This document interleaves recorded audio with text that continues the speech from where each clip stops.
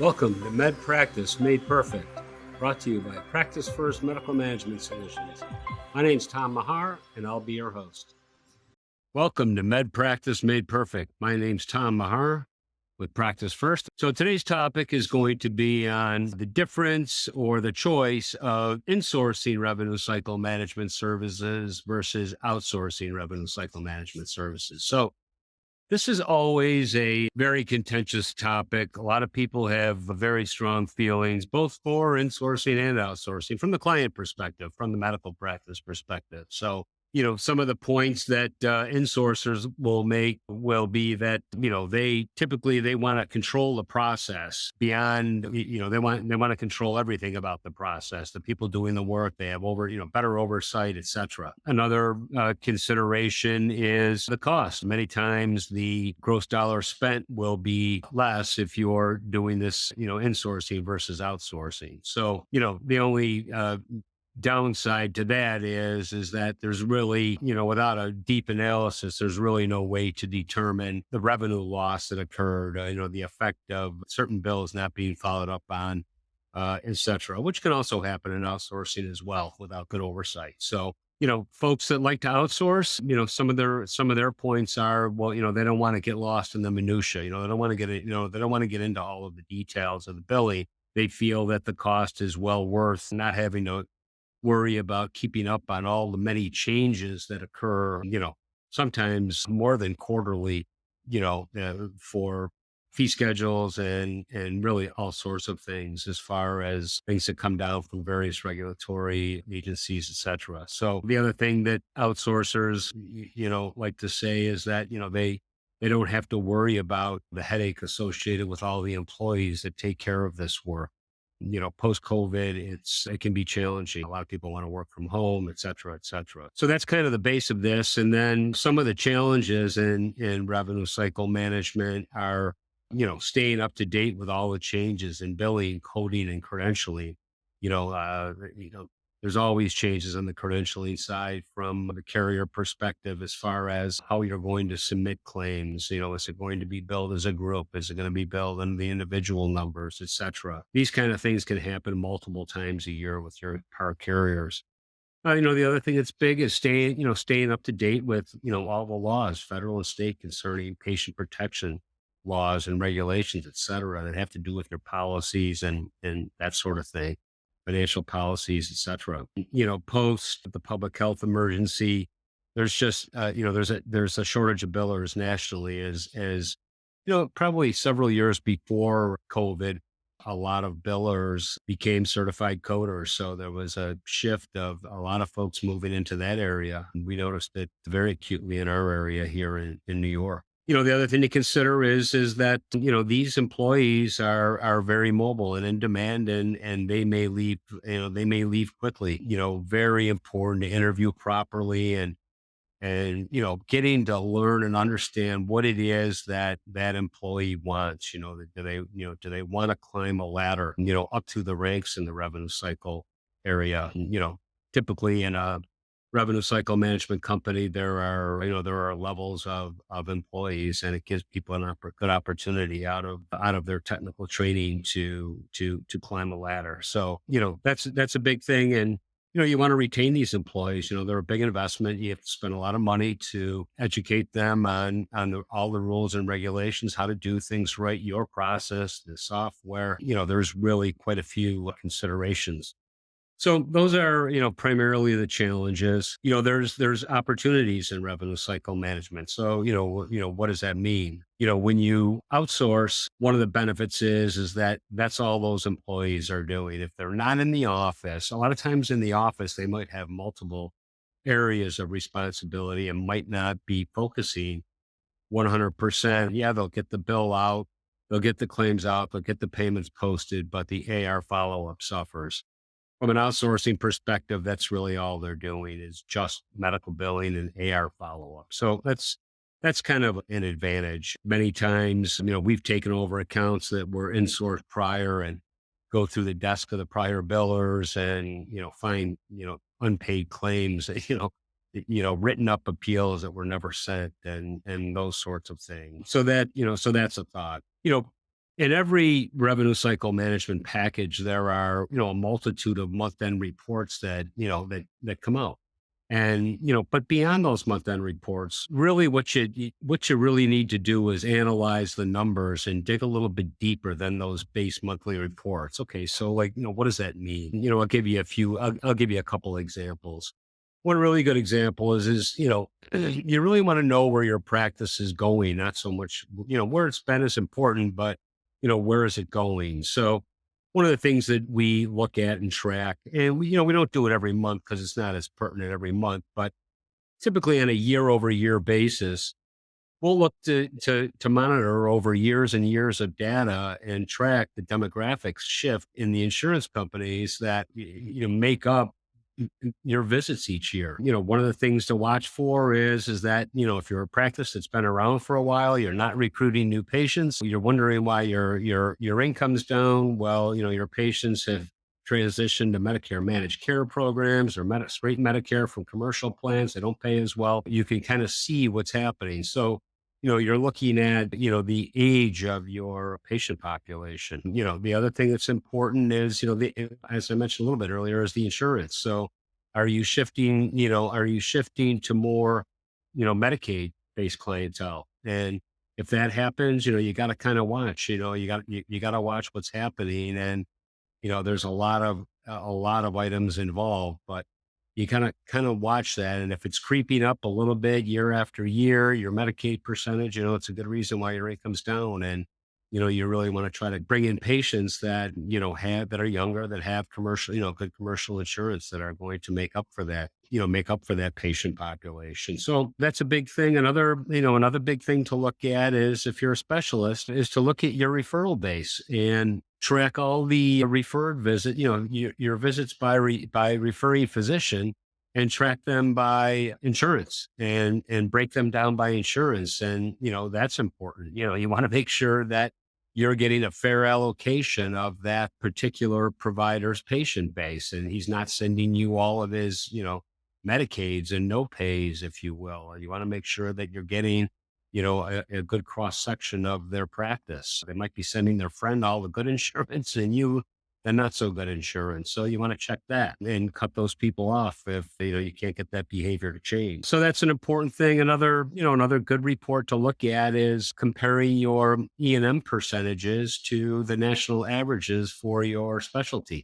That's always important too. American Academy of Professional Coders has a listing by specialty of your percent E&M distribution for all Medicare claims in the country. Now, obviously, your practice isn't going to be all Medicare, but you can, gauge your distribution of E&M codes versus the Medicare national averages to see.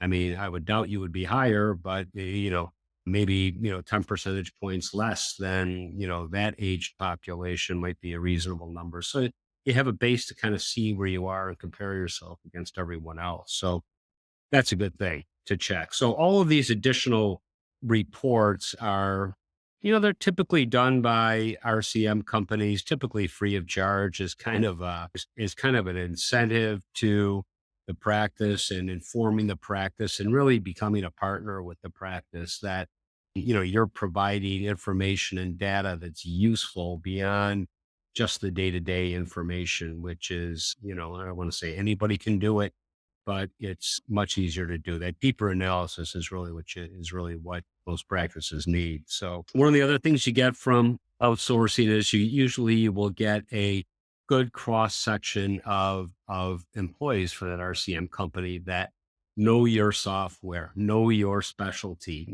Those things are important. They know they know what the difficulties are already in getting those difficult claims adjudicated properly. They typically will have specific knowledge in writing appeals and reviews concerning denials that you get in your specialty. So those things are good, and they typically will have all of the tools, online tools like Encoder Pro and, and several others.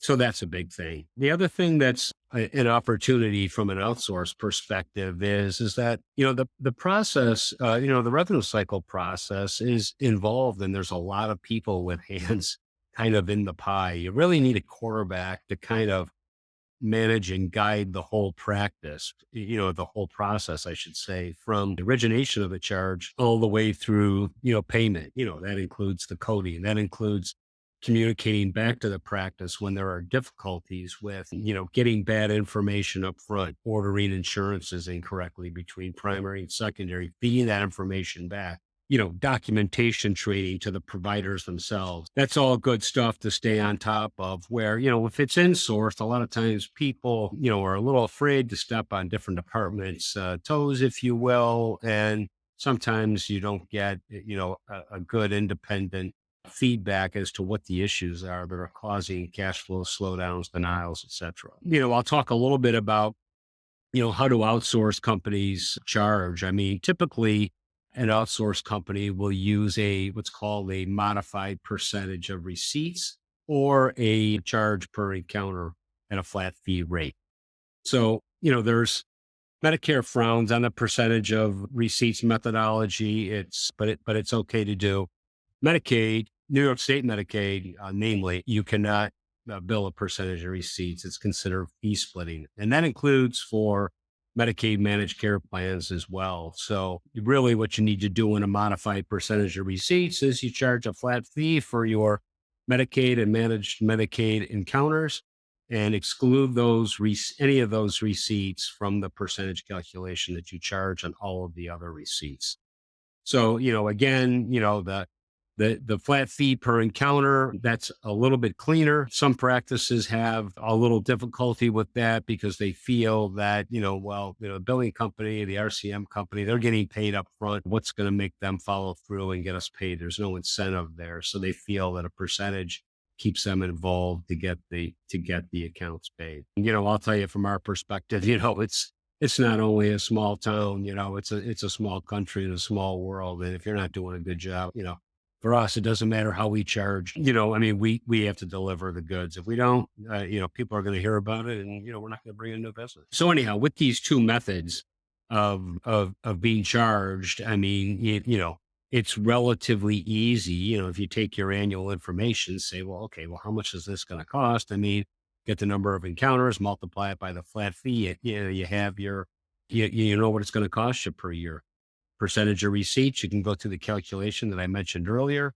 Again, I mean, not real difficult to figure out what those gross dollars are going to be under either method. Once you have those numbers, then you go into the analysis of, okay, well, what is this costing me? Obviously, you start with all of the salaries and benefits of the employees that are doing this work currently in your practice. So that's the first place to start. The second place to look at is okay, what are all of the IT costs related to handling this? What is my subscription for Encoder Pro cost? What does it cost for a new desktop, laptop, every 3 or 4 years, whatever your time frame is for turning your technology over. So you factor all those things in, and then you can compare those amounts to the outsource billing. If you're saving money just looking at the costs, I mean, that's great. But what you have to be careful of, when you're looking at the outsourced, if the outsourced number is cheaper than what you're doing, you've got to delve a little bit deeper into how that RCM company does the work. Are they offshoring all of the work to, overseas? That has its hazards, and it really has to be well managed to handle. Are your patients going to be speaking to English speaking people, domestically here in the United States, and be speaking to people abroad? Those are all considerations. So, you really got to, get some protection in the contract as to what will and what would not be, offshore. So the second part is that, the analysis just doesn't end there. So the second part of this is like, okay, well, if the RCM company is more expensive, there's one other very large component to consider here is that, you have to be able to analyze and get a feeling for, what sort of level of lost revenue are you currently experiencing? So, the best way to find this out is to have a billing audit done by an independent company that can help identify, what's falling off on the top end. Examples of this would be, lack of proper revenue capture. Are there reconciliations of all the visits that are in procedures that are done every day? I mean, that's important. Are write-offs occurring without the proper analysis? Are there bad financial policies leading to self-pay debt, bad debt? Are you monitoring, are they monitoring carriers, and are they adhering to the policies and fee schedules that you agreed to in your contract? At the end of the analysis, the consultant should be able to project for you what the annual effect is of whatever they've located inside of their audit. That I can tell you, I've seen many examples where the lost revenue alone, dwarfs, what the billing costs are. So, I mean, that's an area that a lot of times folks just get used to what the revenue is and not sure what it really should be. So that's really a big area that, if you have any inkling, and the best way to confirm that inkling is to have a billing audit done, that, you should definitely engage in that. I've seen examples, up to 10% of the revenue was being lost. I mean, it's typically in the area of 5 to 10% is what's not being captured on the top. Based on that analysis, the next thing that you have to consider is what are the additional resources that, the outsource revenue cycle management company offers. Some of the things that you get is, you'll typically get specialized knowledge on business and specifically in the medical industry. You want a leadership team of people that are credentialed as MBAs, CPAs, CPCs, CMBs or CPVs, a lot of initials there, but you want qualified people. They're going to help you and assist in guiding the practice from everything from lease versus buy analysis to decisions about continuing on with a participating carrier or taking on a new participating carrier. Most of these companies have, full credentialing, coding, and billing departments, auditing and consulting, from assistance with compliance to selling your practice. So you really want to get into business with, people that can kind of help you in all these areas that are somewhat specialized, maybe, much more than like a, you know, legal or, accounting firm can offer, specific to the medical business. So that's important. So, it typically, to have all of these resources on staff, depending on the size of the practice, obviously, if it's, 100, 200 provider practice, you're going to have a full team of people to handle these things. If you're a smaller practice, less than 20, you probably won't have all of those resources. So doesn't mean you can't outsource specific pieces. You can. Typically, one and dones are difficult because they're a little bit more expensive. Consultants got to get to know you. That's one of the advantages the RCM team, our company, has, is that they already know your business. They know where to look. They know who to talk to. They have access to a lot of things already. So those are the things that an RCM company can do that other folks can't as easily or as cost effectively. So, the other thing that RCM companies have is, I mean, they have access to tools that not every practice has access to. So, we talked a little bit about Encoder Pro, for example. I mean, big thing in the RCM world right now is working on RPA. Getting some of the work done by, through robotic process automation. AI, helping with various appeals and denials. Obviously you got to be very careful using AI to make sure you don't put any sensitive information out there. The other thing that RCM companies can do is they can scale pretty quickly, typically much quicker than a medical practice, based upon their relationships with other folks that they can leverage to get you a brand new location, for example, up and running. So there's quite a bit there. When considering all the factors above, I mean, hopefully it has become clearer that smaller practices typically don't have a large enough staff and won't have all the necessary expertise to handle all areas of the practice that can leak money. And there are, the cash flow can leak from numerous places in a practice. So you can't just outsource to anyone. You may get worse results. A couple steps that you want to take is, make sure that you get trusted referrals from your colleague. Ask the RCM company for references and call those references and talk to them about the things that you're concerned about and see what their experience is. The other thing that is important is, what are the clauses that you're going to need in the contract? I mean, there are certain things that you may want to have limits as to what they can outsource, that sort of thing, and what the turnaround time is on getting claims billed, et cetera, et cetera. There's quite a few things there. So, I hope this has at least opened a few doors in folks' minds as far as the options out there and how to approach it.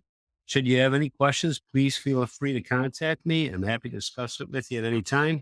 Again, it's Tom Maher at Practice First. My email address is tom@pracfirst.com, and my cell phone number is 716-861-1199. Love to talk to you sometime. Thanks very much. Bye-bye. Thanks for listening to Med Practice Made Perfect.